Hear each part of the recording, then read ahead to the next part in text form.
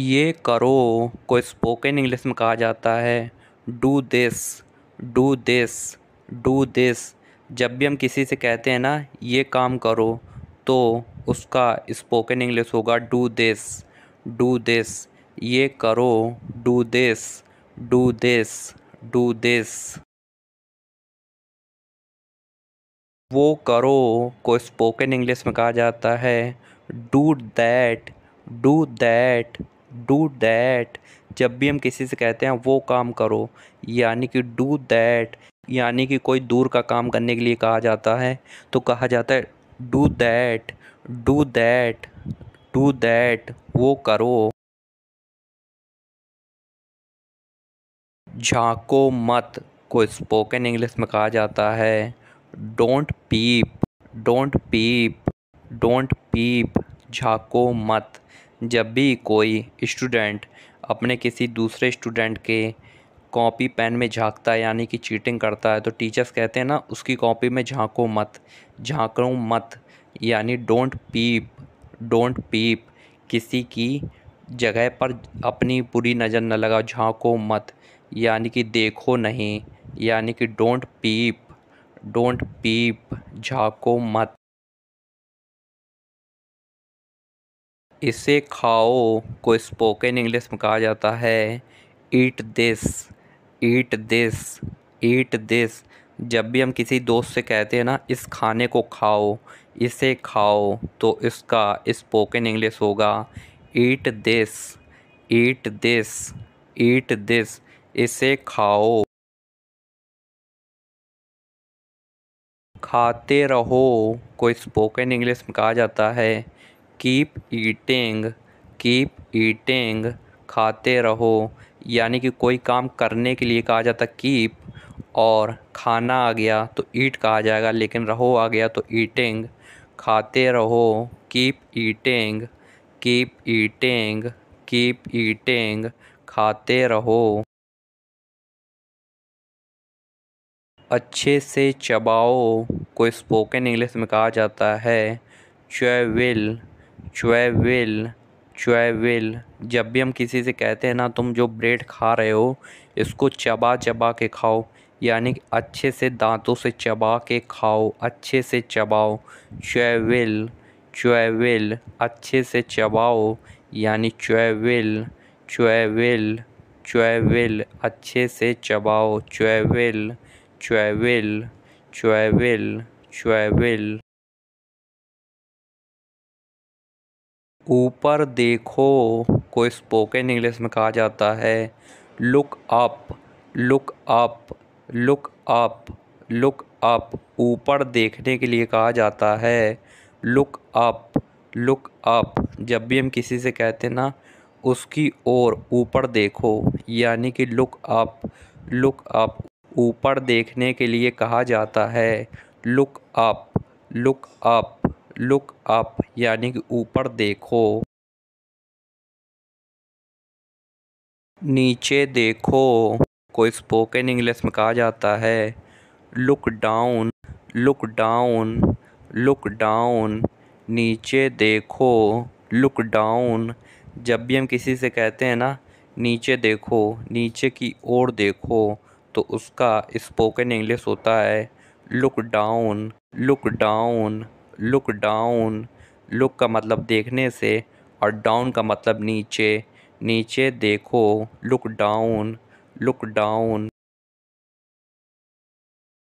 फिर से देखो कि स्पोकन इंग्लिश होगी look again, look again, look again. फिर से देखो।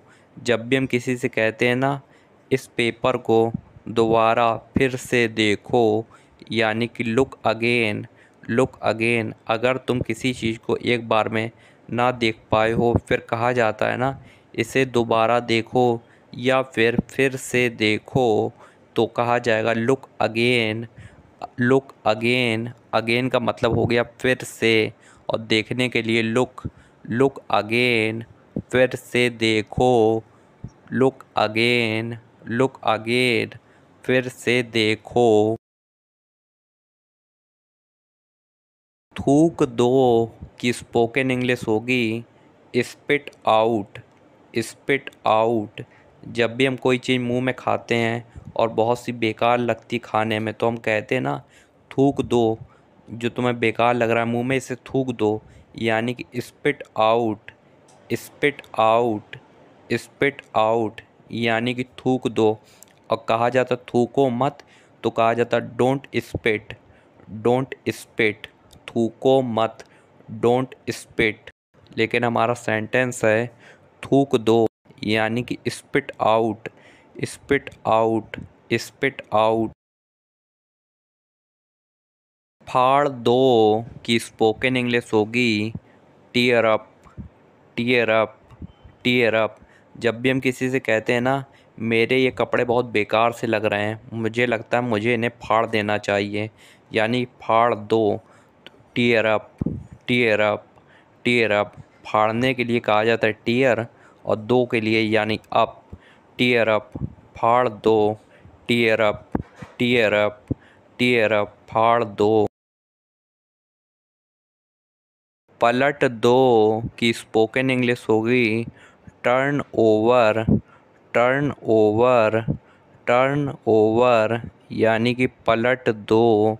जब भी हम किसी से कहते हैं ना, ये किताब को पलट दो, यानी कि एक स्थान से दूसरे स्थान की ओर मोड़ दो, यानी कि उसकी दिशा विपरीत कर दो, यानी कि पलट दो। तो उसका स्पोकन इंग्लिश होगा turn over. Turn over. Turn over यानी कि पलट दो। Turn over.